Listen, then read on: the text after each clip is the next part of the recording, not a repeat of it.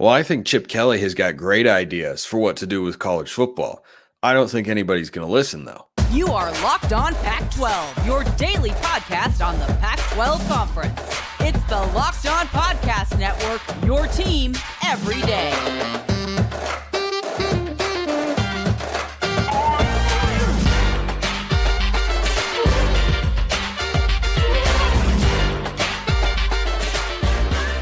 Welcome, everybody, to another episode of Locked On Pac-12. I'm your host, Spencer McLaughlin. Thank you so much for making this your first listen or your first view of the day. Part of the Locked On Podcast Network, your team every day, and your number one source to stay up to date with our media rights and Pac-2 dominated and beloved and loaded Conference of Champions. Like, comment, subscribe, rate, review, please, and thank you wherever you listen to or watch this show, which today is brought to you by FanDuel. Make every moment more. Right now, new customers get $150 in bonus bets with any winning $5 money line bet. That's $150 if your team wins. Visit FanDuel.com/lockedon to get started. Chip Kelly, transfers, and some signing day talk across the teams here that still technically remain as we play out bowl season in the Pac-12. So Chip Kelly spoke before he went out and got a pretty solid win in the LA Bowl and snapped the Pac-12's 0-2 streak of that bowl that was launched in 2021. Ends the year 8-5, but it was his comments before the game against the Broncos, the Mountain West champions this year, that had everybody's attention. It was making the rounds on the internet and was talked about on shows like this or similar ones. And I wanted to bring it up today because I think he's got some great points. So Chip Kelly's thoughts on college football are that NIL, portal, and realignment, that it's all a problem. And the first thing he says is probably his best point. He said that, our football team is going to play in the Big Ten. That shouldn't mean our softball team should have to do that. It should not be that the softball team has to do all this extra travel and whatnot. That's more extensive because they play more games, so they're in places for longer.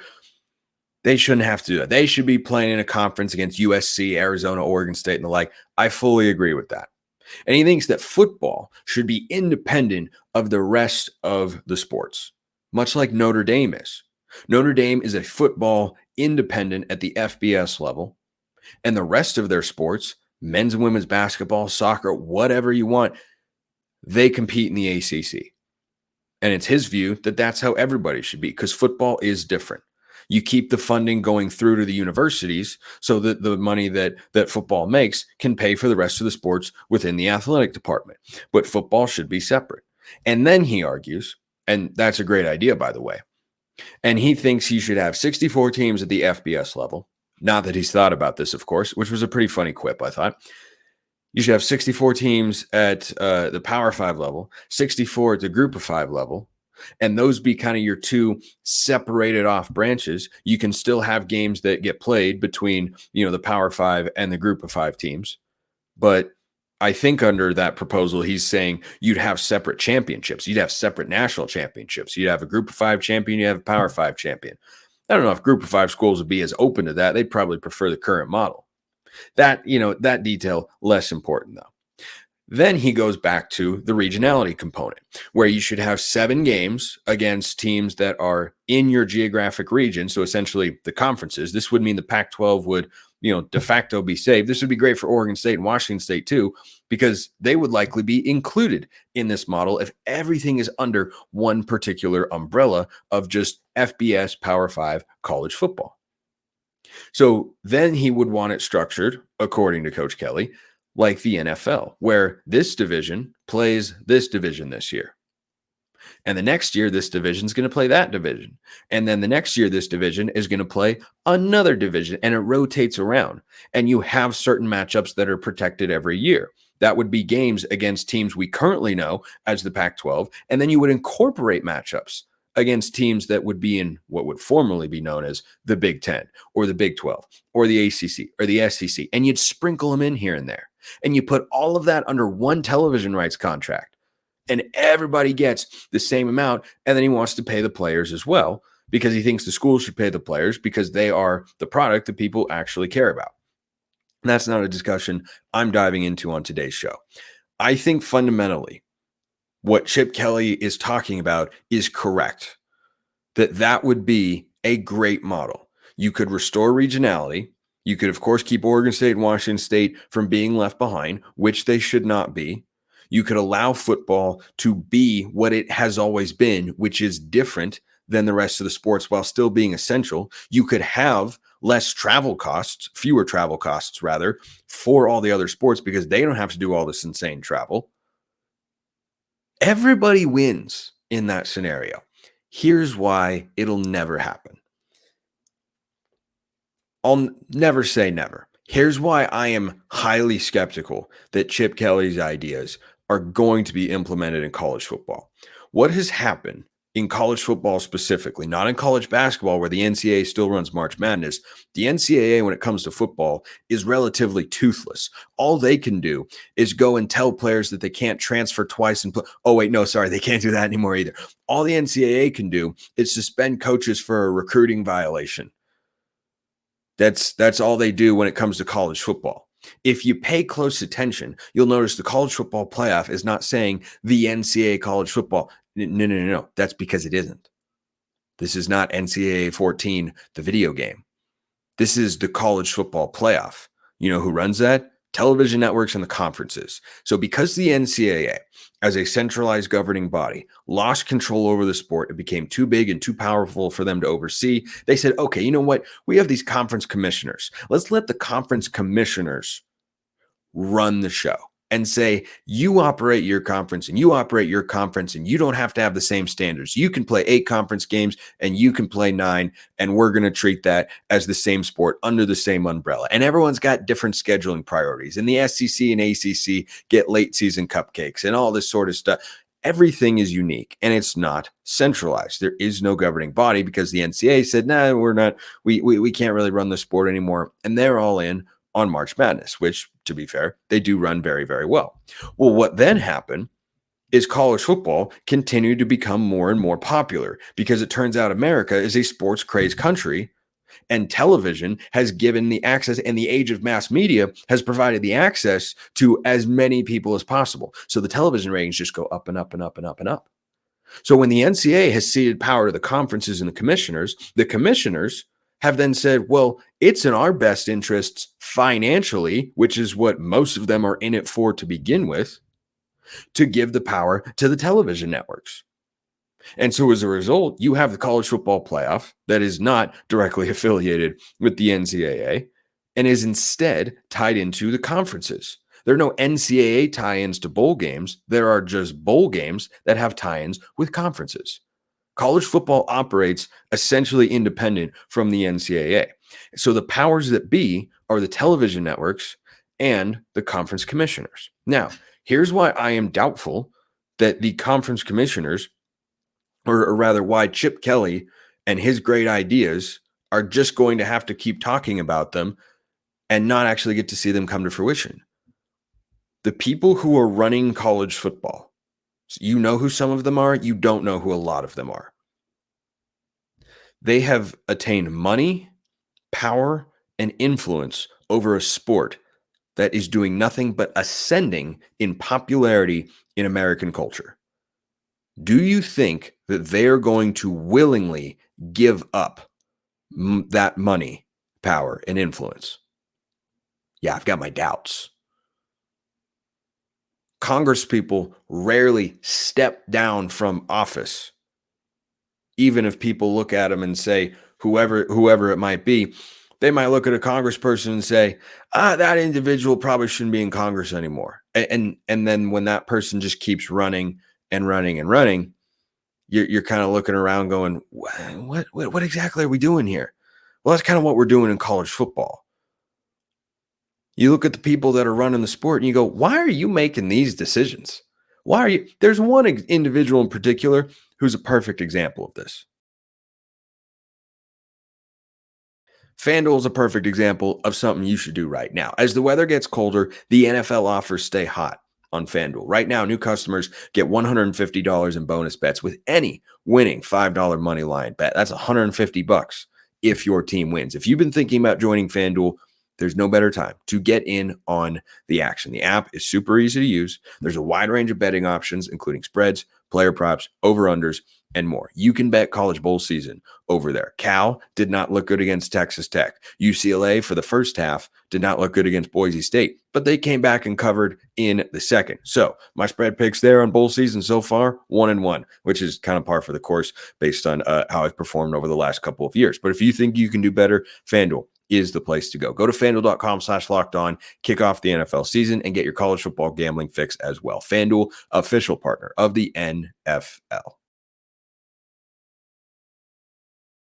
The individual who is a great example of why this is all so convoluted and messed up is the chair of the College Football Playoff Committee, Boo Corrigan. I agree with the committee's decision to put in Alabama over Florida State. I'm not here to rehash that. I can have that opinion and also fully recognize the absolute lunacy of discussing Liberty's admission to the Fiesta Bowl over SMU because Liberty had a 13-0 record and SMU had an 11-2 record and beat a top 25 team. Liberty has no such wins on their resume, but because SMU's 11-2, Boo Corrigan came out and said, quote, well, Liberty just continued to win. Dude, what are you doing? I understand. I've been on live television before. It's hard. It's not so hard that you can justify saying something that ridiculously ignorant and insulting to a particular fan base in college football when you are someone who's heavily influencing the sport. And going back to, there are people who are running the sport that you don't know about or don't know super well. Off the top of your head, what can you tell me about Boo Corrigan other than he's the chair of the College Football Playoff Committee? Me neither.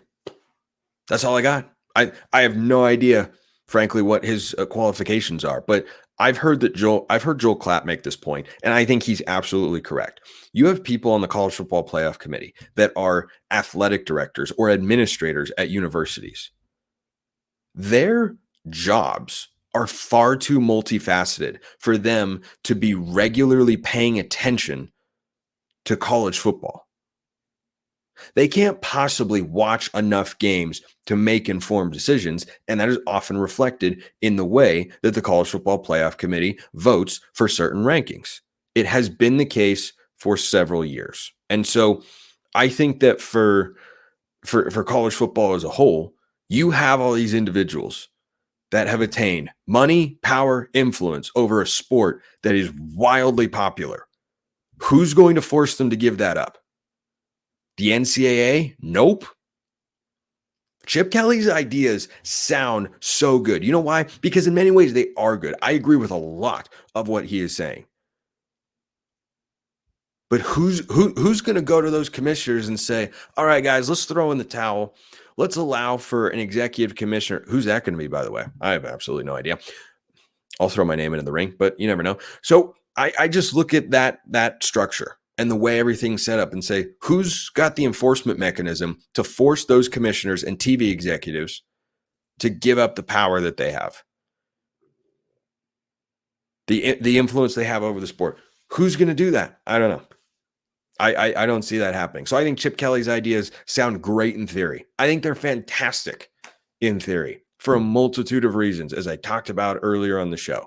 And if you have more questions on it, drop them in the YouTube comments or hit me up on Twitter at smalls_55 or at LO_Pac-12. All of those ideas I think are fantastic and could be really good for college football. How do they get implemented? I just don't think they do. Wish they would. Don't think they will. All right. Let's go to the mailbag here. This question from Bud. Without any hard data, I get the feeling that the trend in college football head coaches is moving younger and younger, such as Dan Lanning and your doppelganger at ASU, Kenny Dillingham. Fact check true. When wearing a suit, Kenny Dillingham and I have a striking resemblance. And I must say he's a handsome devil. You see what I did there? Do you see what I did? Okay, never mind. I suspect this is due to the ever-changing environment, including NIL, transfer portal, social media relating to players, etc., and the coach's ability and willingness to adapt and change. On the other hand, Nick Saban at 72 continues to be at the top of his game. What are your thoughts as to if this is actually the trend, and what does the future hold? Hiring young coaches is always the trendy, hip, feels like the right thing to do. It doesn't mean it always is. But to your point, Bud, it comes down to mindset and mentality, because there have been coaches who have felt like they've been passed by in the college football world or in any sport, frankly. Greg Popovich in the NBA feels like the sport has passed him by. They haven't been good in a long time. Bill Belichick in the NFL, sport has passed him by. But Nick Saban, conversely, he seems to be doing all right. He, in fact, seems to be doing phenomenally well. I think there is something to younger coaches being more media savvy, having more energy, and understanding the importance of NIL and player empowerment and how to adapt to that. Old heads tend to be more rigid along those lines. You've seen this in college basketball too. So who's retired from college basketball in the last several years?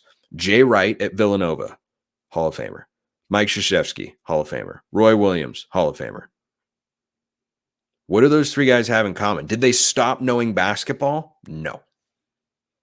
I think that those guys got tired of dealing with NIL in the portal because it is a new component to their jobs, and they've done it their way for a very long time. And they don't want to do it the new way. And I don't blame them, by the way. It can be an absolute hassle. The schedule for a college football or basketball coach at a major school is absolutely bonkers. It's insane. And recruiting kids can be a pain in the rear end. It absolutely can be. That's the trade-off, though. If you don't want to make those adjustments the way that Saban has, then guess what? It's probably time to think about what golf course you want to be a member at, because that's the way the world works. And if you're not doing those things, you're going to get left behind. But I don't think it's exclusive to coaches of a certain age. Dabo Swinney is more old school. He's definitely older, but not, he's kind of in between, I think, Saban and the super young coaches like Kenny Dillingham or Dan Lanning, but so too is Kalen DeBoer. Like, I think Kalen DeBoer, let me figure out their ages real quick. Kalen DeBoer is 49 years old and Dabo Swinney is 54 years old. So those guys are 5 years apart. Which one feels like they're more in tune with the modern world of college football with NIL and the portal? You think that 5 years is making a difference? No, some people are just wired differently. I think that's what it comes down to, and that's why some coaches succeed and others don't. This question came in from user PJ3S7MX6U. I'm going to go out on a limb and say that YouTube generated that for you on its own, and you didn't come up with that particular combination of letters and numbers there. But when talking about potential transfer quarterbacks for Oregon State to add, he asks, what about quarterback transfer Jabari Johnson? I assume it's Gabarri, Jabari Johnson from Missouri.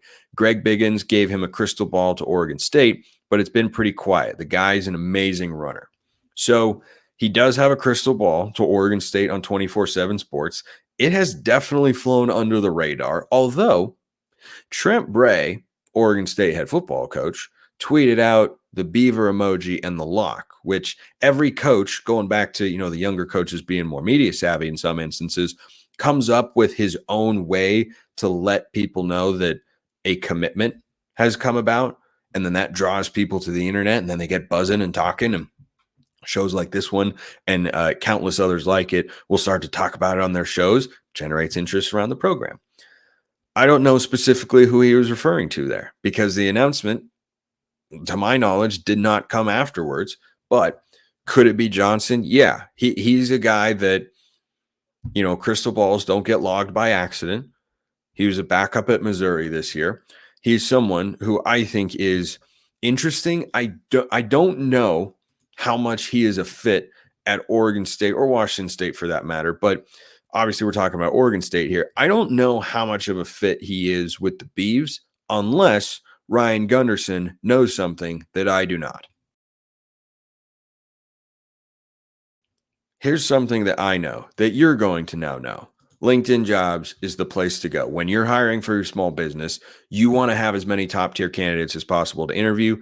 That's why you have to check out LinkedIn Jobs. LinkedIn Jobs has the tools to help find the right professionals for your team faster and for free. LinkedIn isn't just another job board. LinkedIn has a vast network of more than 1 billion professionals, which makes it the best place to hire. And hiring is easy. When you have that many qualified candidates, so it's so easy. In fact, over there on LinkedIn, 86%. That's excellent. That's what you call a good solid B. But really, it's, kind of an A grade because it's such a good rate. 86% of small businesses get a qualified candidate within 24 hours. That number is really tough to beat. If you're grading on a curve, I bet you that's an A. Thankfully, with LinkedIn, the process to hire is intuitive, quick, and easy. That's why you should go check them out. Post your job for free at linkedin.com/lockedoncollege. That's linkedin.com/lockedoncollege to post your job for free. Terms and conditions do apply. So with regards to Jabari Johnson potentially going from Missouri to Oregon State, here's the profile in this guy. He's 5'10", 193 pounds. He's from Tacoma, Washington, so a West Coast kid. Went to Lincoln High School out there. He's got a strong arm. He was a 4-star recruit. He's a very capable runner and a dynamic athlete. He redshirted this season, so he's got 4 years of eligibility left. He was a top 300 player in the 2023 class. He was the number 7 dual threat quarterback. And as I mentioned, he's got the crystal ball to Oregon State. When you look at Oregon State's offense this past year and these past several years, where Trent Bray's been the defensive coordinator, obviously not very involved with the offense in that particular role, but will be more so as the head coach, they have run a pro-style system, and they've had pro-style passers for the last couple of years. DJ Uiagalelei and, Childs had some mobility, but is certainly someone who I think is best suited to make plays from the pocket and not have running as a primary feature of what he does, but mobility, certainly a feature of what he does. But both of those guys, and Ben Gulbranson as well, are on the taller side of things. When you look at Johnson on film, he looks the way he is listed at 5'10", and he's a fantastic athlete. And I think if he ends up being the transfer quarterback that Oregon State brings in, and I think Malik Murphy of Texas is still going to be their top target, that would represent potentially a change of offense stylistically. Because Trent Bray is a defensive coordinator. He's got no say in what's happening on offense. Even though he's a former DC, as a head coach, you still have a lot of say over what your team does offensively, how you want it to look, what your philosophy is, what sort of plays and concepts that you want to have in there. He's just not the guy that's dialing up the plays. But if he brings in Johnson and they don't get Malik Murphy, and Johnson is the transfer quarterback that they land this cycle with Gulbranson potentially as the backup again next year, you could see an entirely different Oregon State offense, one that we've really never seen them try to run before. They have always been a pro-style, under center, 12 personnel, power running kind of football team. Go back to the Mike Riley days. You look at Jonathan Smith's tenure. That's what they have always been. Maybe Bray is thinking of spicing it up. Maybe that's what Coach Gunderson is thinking of doing next year. I don't know. You got to have the personnel to do that sort of stuff. But if they feel that they can, put an offense together that matches Johnson's skill set and that spread sort of attack, maybe that's what they end up doing. Speaking of transfers, this one is official, not the Jabari Johnson one, the Anthony Woods transfer. So Jaquindon Jackson, I believe, went into the transfer portal for Utah, the running back. And I saw that and went, well, that's curious, because I thought he would be the number 1 back again next year. Well, turns out Utah has got a plan. So they get Anthony Woods out of Idaho, and he had a very productive season, was over 1,000 yards and 14 touchdowns. He is an extremely physical but explosive runner and fills the void left by Jaquindon Jackson almost immediately. So I saw that addition, and I think that he was somebody who I was surprised that he transferred, but then when Anthony Woods came in, it was less surprising. I don't know if I have an inclination one way or the other as to whether or not it was a team-initiated move or a player-initiated move. But once again, Utah, no matter what, is going to be just fine. They're going to be just fine. I think that Anthony Woods guy is really good. And the last 2 FCS running backs from that conference, the Big Sky, to transfer to the Pac-12, Isaiah Fonse at Cal, Cameron Scatterbu at Arizona State, both guys absolute home runs at the running back position. As Utah goes into the Big 12, and I've got them as the favorite next year, I think that guy's going to be at the center of what they do, and he is going to have a really, really good year. Remember that name if you're a college football fan, Anthony Woods. Could very well be a 1,000-yard rusher next year in Salt Lake City. Speaking of recruiting, let's go to the traditional sense and look at the high school classes. It is National Signing Day as this show is coming out after all. And I have a couple of just kind of thoughts and predictions on current Pac-12 schools and where their classes are at and where they could end up being. So 2 schools that I think are lower in the high school recruiting rankings for 2024 than I expected them to be, that I feel like will finish higher. Now, I do not have intel as to players that they could potentially land. I am speaking as to what the coaching staff has done and what they are capable of doing. I think that Washington, with the number 38 class in the country, and Arizona at the number 49 class in the country, could see the biggest moves upward. Now, National Signing Day can often be referred to kind of as flip day or flip season. You can see a lot of names move here or there. I would not be surprised in the slightest if Washington and Arizona are able to get a couple of players, because the Huskies are going to play on New Year's Day in a national playoff semifinal. That tends to get teams' attention. Arizona is going to play in the Alamo Bowl in a great matchup against Oklahoma for a chance to win their 7th consecutive game. With what Jedd Fisch has shown on the recruiting trail over the last couple seasons, I would be pretty surprised if they finish around the 50th best class in the country in 2024. If February 2nd or whenever the next signing window comes this next signing day comes around and Arizona is still in the high 40s for their recruiting ranking, I'll be pretty surprised. If Washington's still in the high 30s, I'll also be surprised. And I just think that the momentum around both of those programs right now is so high, and they've got some good talent in state for their high school recruiting base. Those are two classes that I would think could take leaps forward. But anything could happen. Maybe they go in the other direction. I'm just curious to see how those two play out, because those classes are much lower ranked than I would think based on how their teams actually played on the field this season and the attention that they got. I mean, Washington had a Heisman finalist at quarterback. They've got their quarterback for next year, and Will Rogers from Mississippi State. Arizona knows who their quarterback is going to be. A lot of upward momentum with the Wildcats. Stoked to watch them in the Alamo Bowl against Oklahoma. Couple other ones. Jake Dickert has got Washington State at the 61st ranked class in the country, which doesn't sound like a lot. He's currently got him ranked ahead of Colorado and UCLA.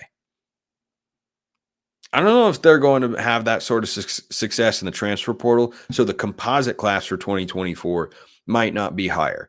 But Jake Dickert has continued to work, and I see him posting on social media, it feels like every day, that he's on the road recruiting, that he's getting commitments here and there and whatnot.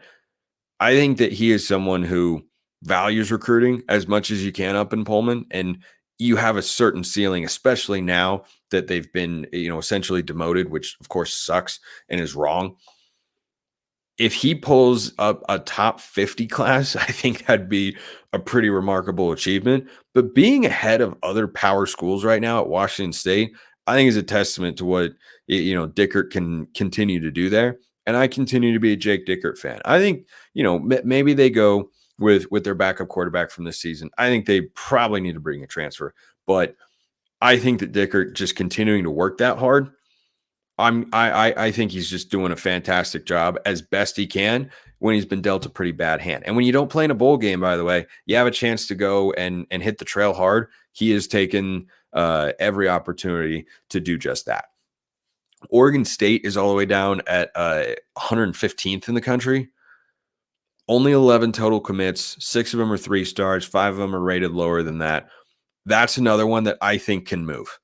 I will again be surprised, though I expect Trent Bray to, focus on the transfer portal as well.